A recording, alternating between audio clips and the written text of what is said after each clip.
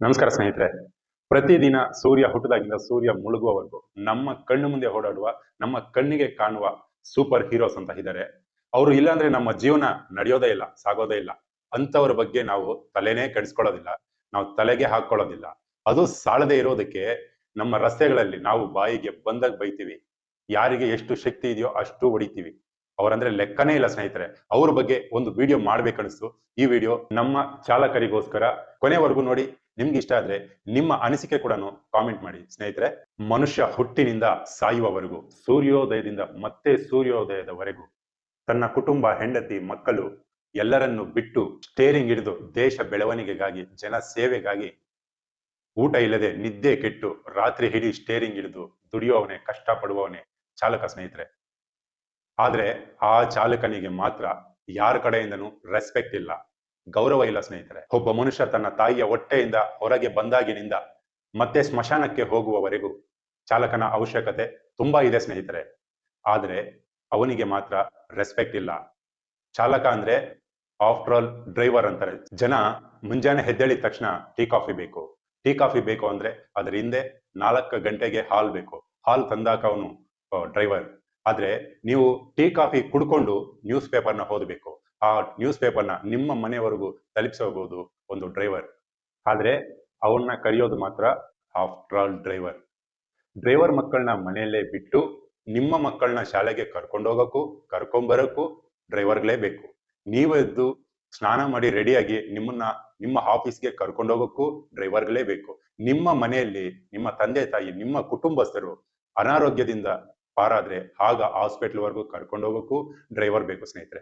ಆದ್ರೆ ಡ್ರೈವರ್ಗೆ ಮಾತ್ರ ಮರ್ಯಾದೆನೇ ಇಲ್ಲ.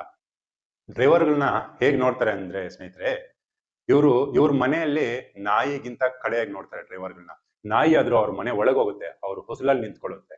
ಆದ್ರೆ ಡ್ರೈವರ್ ಮಾತ್ರ ಎಲ್ಲೋ ಇವ್ರ ಕಾರ್ ಪಾರ್ಕಿಂಗ್ ಅಲ್ಲಿ ಎಲ್ಲೋ ಒಂದ್ ಕಡೆ ಕುತ್ಕೊಂಡಿರ್ಬೇಕು. ಕೆಲವರಂತೂ ಆ ಕಾರ್ ಕೀನ ಕೂಡ ಕೊಡಲ್ಲ ಡ್ರೈವರ್ ಕೈಗೆ.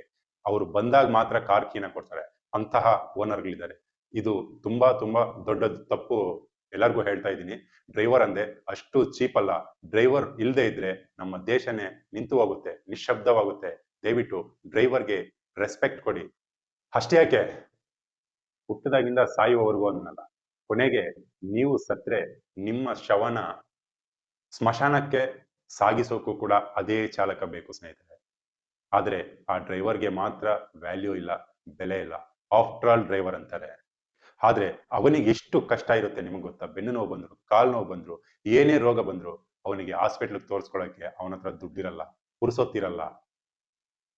ಆದ್ರೂ ಸಹ ನಿಮಗೆ ಸೇವೆ ಮಾಡ್ತಾನೆ, ಜನ ಸೇವೆ ಮಾಡ್ತಾನೆ, ಸಮಾಜಕ್ಕೋಸ್ಕರ ದುಡಿತಾನೆ. ಆದ್ರೆ ಸಮಾಜ ಏನ್ ಕೊಟ್ಟಿದೆ, ನಮ್ಮ ಸರ್ಕಾರ ಏನ್ ಕೊಟ್ಟಿದೆ? ಅವರಿಗೆ ಅಂತ ಏನು ಕೊಡ್ಲಿಲ್ಲ ಸ್ನೇಹಿತರೆ. ಎಷ್ಟೋ ಡ್ರೈವರ್ಗಳಿಗೆ ಸ್ವಂತ ಮನೆನೇ ಇರೋದಿಲ್ಲ, ಬಾಡಿಗೆ ಮನೇಲಿ ಇರ್ತಾರೆ.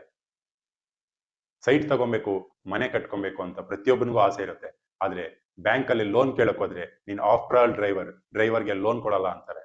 ಯಾಕೆ ಗೊತ್ತಾ? ಅವನಿಗೆ ಪರ್ಮನೆಂಟ್ ಕೆಲಸ ಅಲ್ಲ, ಲೈಫ್ ಲಾಂಗ್ ಆ ಕೆಲಸ ಅಲ್ಲ. ಅದು ಅಷ್ಟೇ ಅಲ್ಲ, ಯಾವಾಗ ಎಲ್ಲಿ ಸಾಯ್ತಾನೋ ಅವನಿಗೆ ಗೊತ್ತಿರಲ್ಲ.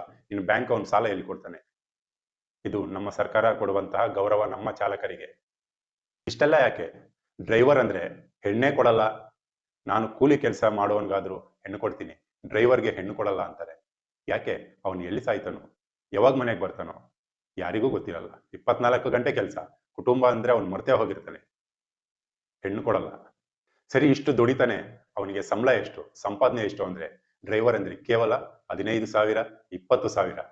ನಮ್ಮ ಬೆಂಗಳೂರಲ್ಲಿ 20,000 ತಗೊಂಡು ಯಾರನ್ನ ಪೋಷಣೆ ಮಾಡಕ್ಕಾಗುತ್ತೆ ಸ್ನೇಹಿತರೆ? ತಂದೆ ತಾಯಿನ ಪೋಷಣೆ ಮಾಡೋದ, ಹೆಂಡತಿ ಮಕ್ಕಳನ್ನ ಸಾಕೋದ?